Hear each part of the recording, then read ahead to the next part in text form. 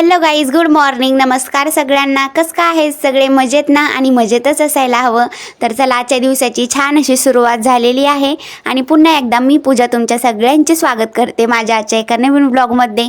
तर आज मी मस्त अशी तयार होऊन ना मी चालले होते, म्हणजे आपल्याच कॅम्पमध्ये थोडंसं काम होतं बाहेर, तर ते काही करायला चालले होते आणि त्याच निमित्ताने म्हणजे थोडंफार ना भाजीपाला पण आणायचा होता. तर तेच काही म्हटलं चला आता तो पण घेऊन होईन आणि त्यातले त्यात माझं काम पण होईन ते. तर चला तेच जाऊ काहीतरी आणायला.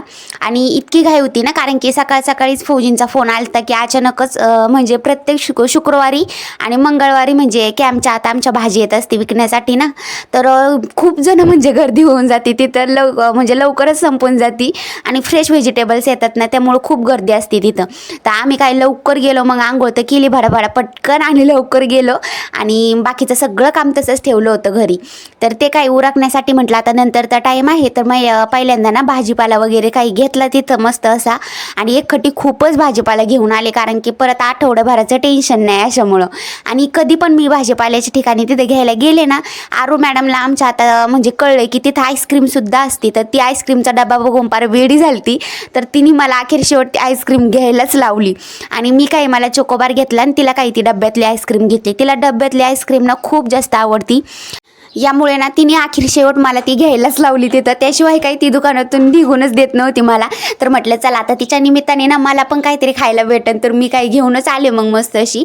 आणि घरी येऊन पहिल्यांदा आम्ही दोघी मायलेकीने मिळून ना आईस्क्रीम एन्जॉय केले मस्त असं बाहेर बसून खुर्चीवर. तर आरूसुद्धा मस्त अशी एन्जॉय करत होती.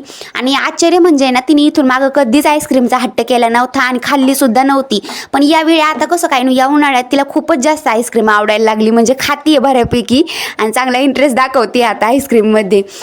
तर मस्त अशी ना मायलिकीने मिळून आईस्क्रीम एन्जॉय केली. आणि फायनली म्हणजे आमचं एक पार्सल आलं होतं, म्हणजे फौजी आले होते घेऊन. तर ते काही मध्ये ब्रेकमध्ये आले ना, तर ते काही पार्सल घेऊन आले होते. आणि कोणतं पण पार्सल येऊ घरी नाही तर कोणती पण अनोळखी गोष्ट आली ना, आरू मॅडमची अशी घाई चालत असती, म्हणजे आमच्या अगोदर ना तिचीच घाई असती ती पार्सल ओपन करायची. आणि एक तिच्याचसाठी स्पेशल असं त्यामध्ये पार्सल आलं होतं, ते तिचंच होतं. तर फौजी म्हटलं आता तिलाच खोलू दे. तर तिने मस्तपैकी त्याची अनपॅकिंग केली. आता फायनली तुम्हाला म्हणजे पुढं कळणच त्यामध्ये काय आहे काय नाही. तर ते उन्हाळ्याच्या दृष्टीने तिच्यासाठी मागवलं होतं.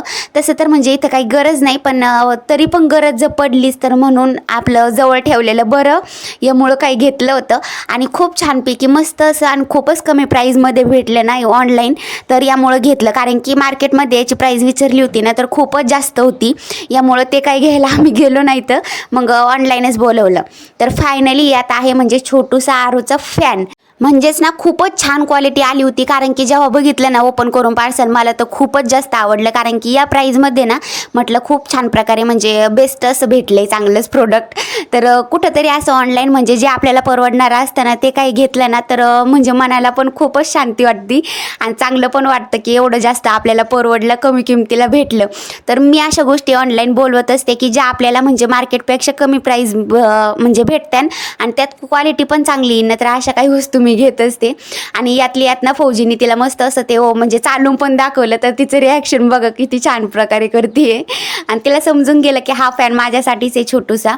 तर मस्त अशी ना इतका स्पीड होता ना फॅनचा की भरपूर जास्त, आणि हवा तर खूपच जास्त लागत होती, म्हणजे त्या गोल राऊंडनी बिंगू पण तर यामधली ना मला बेस्ट अशी क्वालिटी ही आवडली की ती लाईट गेल्यानंतर पण हा फॅन ना 4 ते 5 तास आरामशीर चालू शकतो. कारण की लाईटिंग चार्जिंगवरचा आहे, तर मस्त अशी चार्जिंग केली ना 4-5 तास आरामशीर चलन. त्याचबरोबर स्पीड पण भरपूर जास्त होता, त्याचबरोबर मस्त अशी लाईटिंग पण लागत होती. यामुळं ना उन्हाळ्यात कसं लाईट वगैरे गेली तर मस्त असं आहे. आणि खास करून लहान लेकरांसाठी तरी मस्त असा त्यांच्या जोगा एकदम कम्फर्टेबल आहे.